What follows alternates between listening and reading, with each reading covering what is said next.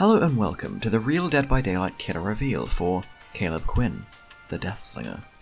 His power is gun. With his gun, he can shoot survivors.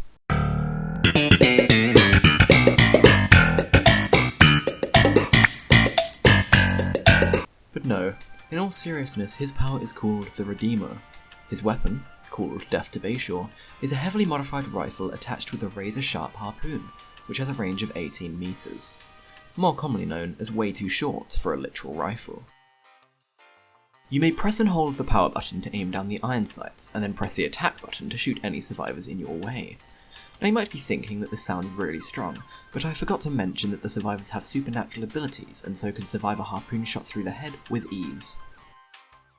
Instead, the Deathslinger must reel the survivor in and then hit them with a basic attack. The survivor can struggle against the chain to try and escape, stunning the killer, but this will put them into the deep wound state, if they're not already in deep wound. If the Deathslinger hits a healthy survivor while they're chained, they will also be put into deep wound. So basically behaviour just adding a ranged legion. I'm sure that's what the people wanted. After shooting his weapon, the Deathslinger must reload his rifle, which takes 2.75 seconds by default. The survivor who is chained can try to speed up the time it takes to break the chain in multiple ways. The chain starts with 100 charges.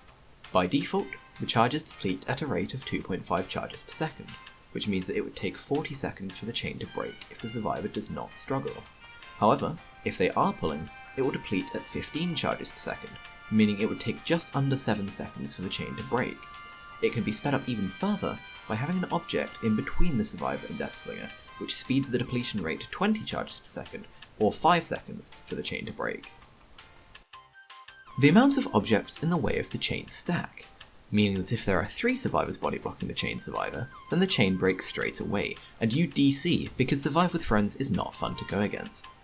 When the chain is broken, the Deathslinger is stunned for 4 seconds, and the survivor, if healthy, is put into deep wound. As a survivor, throwing down pallets early is a great way to prevent the Deathslinger from reeling you in, as he cannot climb over pallets and they're too thick for him to hit you over. However, windows are thin enough that he can hit you over them, so be careful when vaulting against the Deathslinger. Stat-wise, the Deathslinger has a movement speed of 110%, or 4.4 meters per second, despite the game devs saying they didn't want to make any more 110 killers. He has a smaller tear radius than the default, being 24 meters instead of the usual 32, meaning he's a very spooky boy. Now onto his perks. Surveillance 2.0 is a perk which activates after hitting 2 basic attacks on a survivor. While active, if someone hits a skill check, the aura of the gen they are working on will turn yellow for as long as it is being repaired. God This Game Loves Entity Blockers is a perk which activates when the obsession is hooked. While active, if someone working on a gen stops repairing it, the gen will be blocked for as long as the perk is active. Hex Certain Death Combo Piece is a hex perk which makes it so that whenever a survivor cleanses a dull totem, they suffer from the Oblivious status effect for 45 seconds. If they cleanse a hex totem, including this one, all survivors' auras are revealed for 10 seconds. If someone cleanses Haunted Ground while this totem is up, their team will not let them play with them anymore. Now for some gameplay situations with the Deathslinger. In this clip, I use Bloodborne to win me the game. I pick up the Meg, who I downed earlier, and my Noed gets cleansed. I go over to the hook, but I decide not to hook her. Instead, I go over to the exit gate and open it. I then go back to the Meg and hook her to trigger my Blood Warden. I can see the last Dwight with my barbecue and chili, but I decide not to go for him, and instead I go and pick up a David who I downed earlier.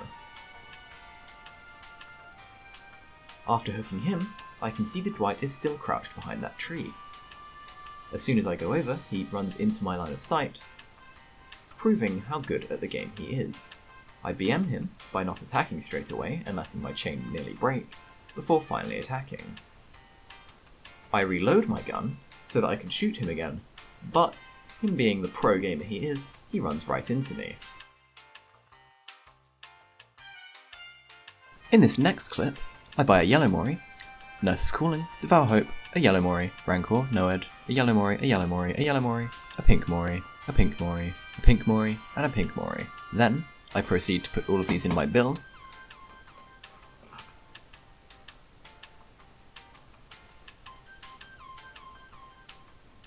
And a pink Mori. Gun!